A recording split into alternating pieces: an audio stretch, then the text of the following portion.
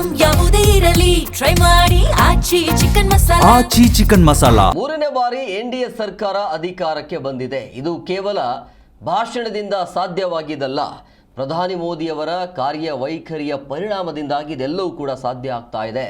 ಇದರಿಂದ ಮೋದಿ ಪ್ರಭಾವ ದಿನೇ ದಿನೇ ಹೆಚ್ಚಾಗ್ತಿದೆ. ಜಾಗತಿಕ ಸವಾಲಿನಿಂದ ಆರ್ಥಿಕ ಸ್ಥಿತಿ ಹದಗೆಡ್ತಿದೆ. ಭಾರತದ GDP ಮಾತ್ರ ಹೆಚ್ಚಾಗ್ತಿದೆ ಅಂತ ವಿಜಯೇಂದ್ರ ಬೆಂಗಳೂರಿನಲ್ಲಿ ಈ ರೀತಿಯಾಗಿ ಹೇಳಿಕೆಯನ್ನು ಕೊಟ್ಟಿದ್ದಾರೆ.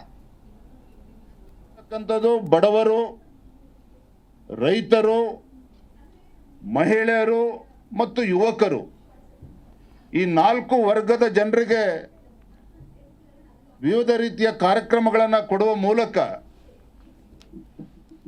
ಭಾರತವನ್ನು ಸರ್ವ ರಂಗದಲ್ಲೂ ಕೂಡ ಎಲ್ಲ ಕ್ಷೇತ್ರದಲ್ಲೂ ಕೂಡ ಇವತ್ತು ಅಭಿವೃದ್ಧಿಯ ಪಥದಲ್ಲಿ ತೆಗೆದುಕೊಂಡು ಹೋಗ್ತಾ ಇರ್ತಕ್ಕಂಥ ಕಾರಣವಾಗಿಯೇ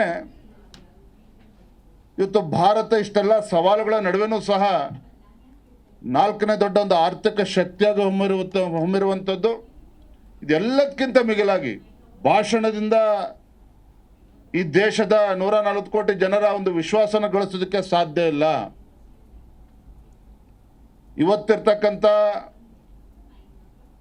ಸೋಷಿಯಲ್ ಮೀಡಿಯಾ ಯುಗದಲ್ಲಿ ಹುಡುಗಾಟಿಕೆ ಮಾತಲ್ಲ. ಈ ದೇಶದಲ್ಲಿರ್ತಕ್ಕಂಥದ್ದು ಬಡವರು, ರೈತರು, ಮಹಿಳೆಯರು ಮತ್ತು ಯುವಕರು ಈ 4 ವರ್ಗದ ಜನರಿಗೆ